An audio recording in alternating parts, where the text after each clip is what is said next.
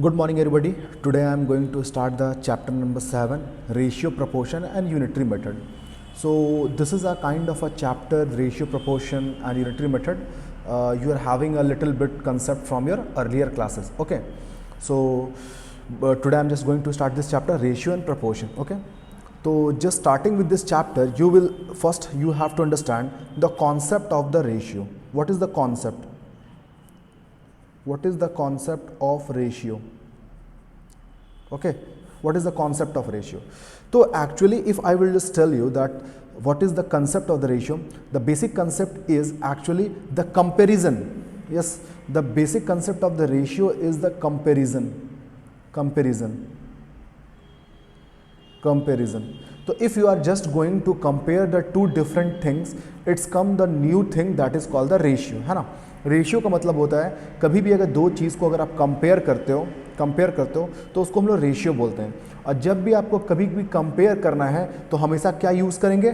Division method. जब भी आपको कंपेयर करना है तो हमेशा आप क्या यूज़ करोगे? डिवीज़न. कभी भी दो चीज़ों को कंपेयर करना है तो हमेशा हम लोग यूज़ करेंगे डिवीज़न. जैसे फॉर एग्जांपल, अगर मेरे पास यहाँ पे एक रेक्टेंगल है, ओके, एक रेक्टेंगल है और इसका जो लेंथ है, इसका लेंथ दिया हुआ है 10 सेंटीमीटर, ओके, और इसका जो विड्थ है ये दिया हुआ है आपको 5 सेंटीमीटर.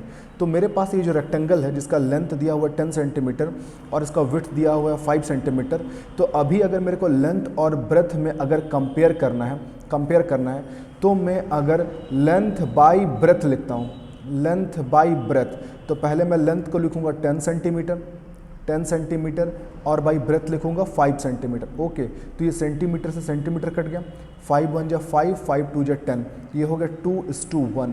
इसका मतलब अगर लेंथ और ब्रेथ का अगर आप रेशियो निकालोगे तो ये आ जाएगा आपको 2:1.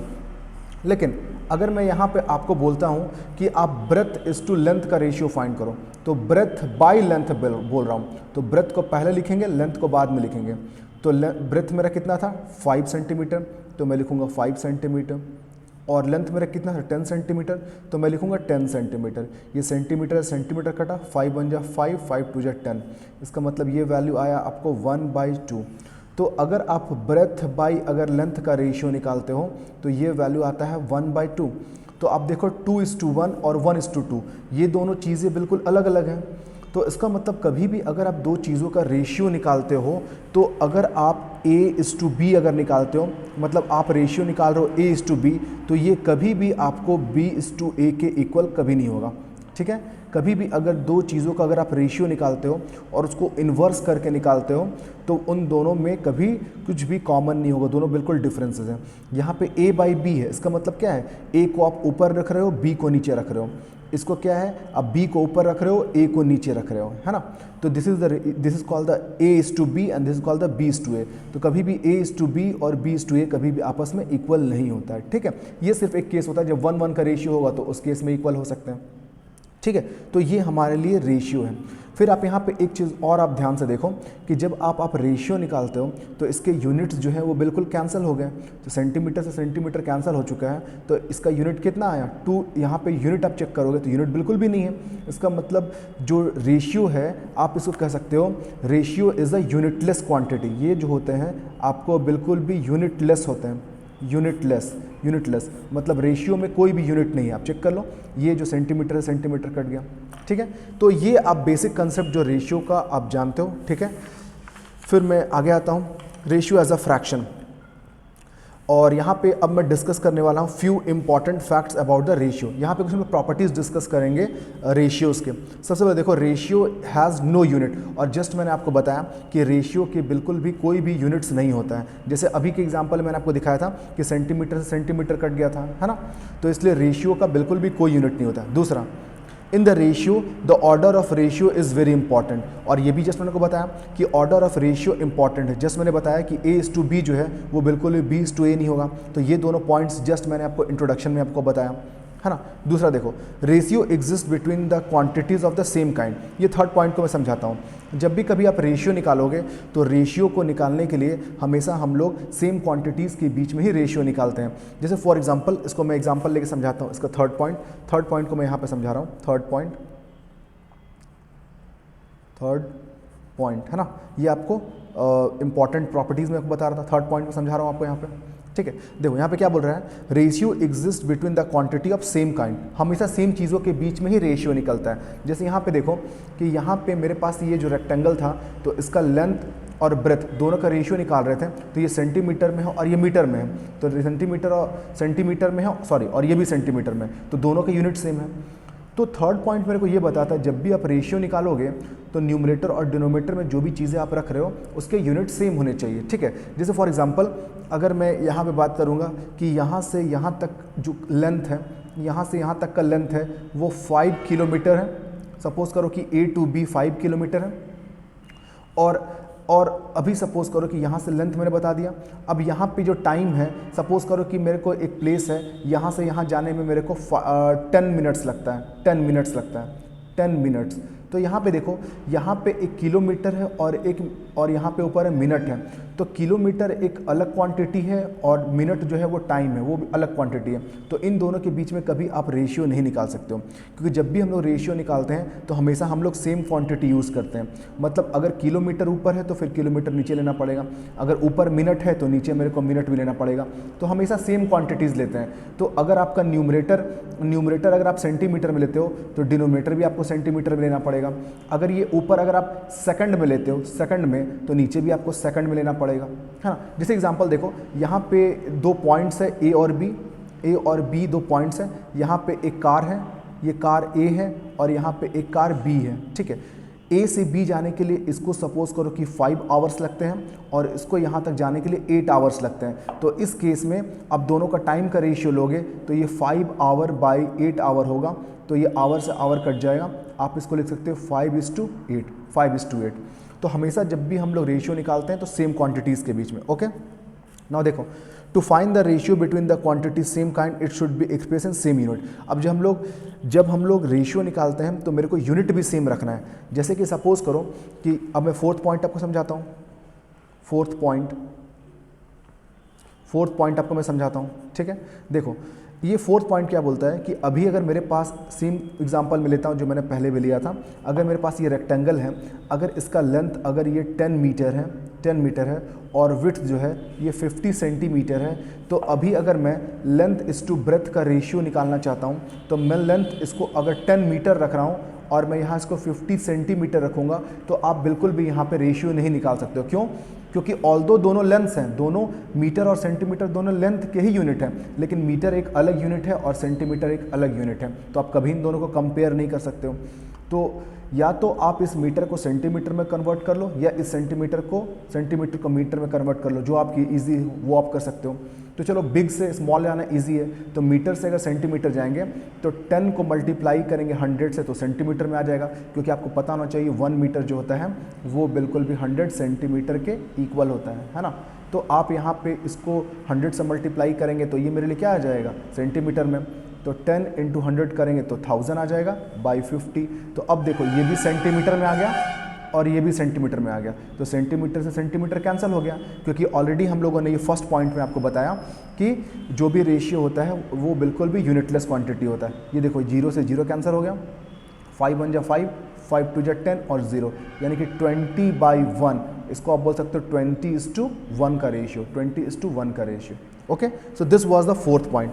अब थोड़ा आगे मैं देखता हूँ। Writing a ratio in a simplest form. जो भी हमारे पास रेशियो होता है उसको हमेशा हम लोग सिंपलेस्ट फॉर्म में लिखते हैं। जैसे सपोज करो एक नंबर देखो 20/36 है, तो 20/36 हम लोग कभी नहीं लिखते हैं, इसको हम लोग सिंपलेस्ट फॉर्म में इसको कट करते हैं। तो आप देखो 20 और 36 को 4 से कैंसिल कर सकते हैं, तो 4 से कैंसिल करोगे 5 बार में और इसको 9 बाई में, तो यानी कि 5/9।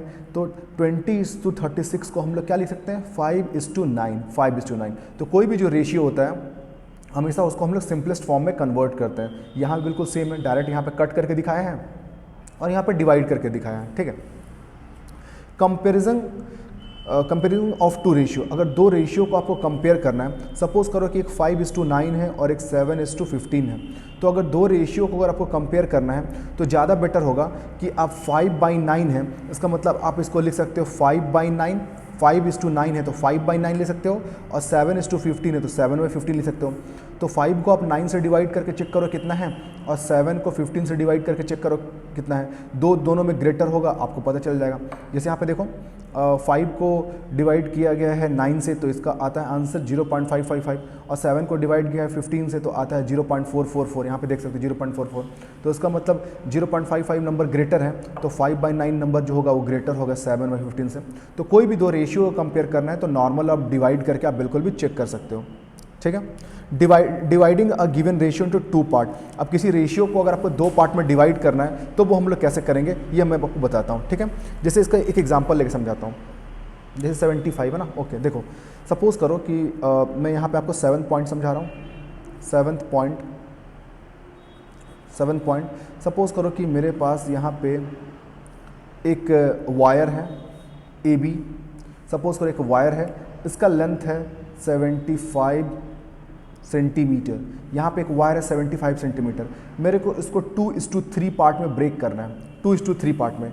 तो जब इसको मेरे को 2:3 पार्ट में कट करना है तो आप इसको कैसे कट करोगे कि एक साइड 2 पार्ट होगा और एक साइड 3 पार्ट होगा, ठीक है। तो इसके लिए हम लोग क्या करते हैं कि सबसे पहले हम लोग ऐड करते हैं रेशियो को, ऐड द रेशियो हम लोग क्या करते हैं, रेशियो को ऐड करते हैं। तो 2 + 3, तो 2 + 3 कितना हो गया 5, तो दोनों का रेशियो का एडिशन कितना हो गया 5। तो इस AB को आपको 2 पार्ट्स में कट करना है, 2 पार्ट्स में कट करना है सच दैट दोनों का रेशियो 2:3 होगा। तो यहाँ पे मैं इसको मैं बोलता हूँ पार्ट A बोल सकता हूँ, पार्ट A। तो पार्ट A आपका 2 पार्ट है, और पार्ट B अगर मैं यहाँ पे लिखता हूँ पार्ट B अगर मैं यहाँ पे लिखता हूँ तो ये कितना पार्ट है 3 पार्ट है। पार्ट A आपका कितना है 2 पार्ट है, और पार्ट B आपका कितना है 3 पार्ट है, ओके। और टोटल जो रेशियो का एडिशन है 5।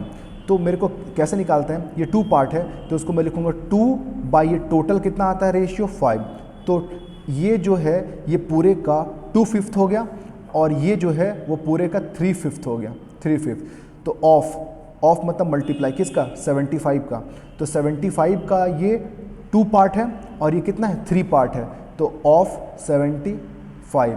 तो ऑफ का मतलब मल्टीप्लाई होता है आप जानते हो, तो 2/5 × 75, और यहाँ पे क्या लिखेंगे 3/5 × 75, ठीक है। ये 5 से कट करोगे 5 × 5, 5 × 5, और यहाँ पे 2 और 5 5 25 15, ठीक है।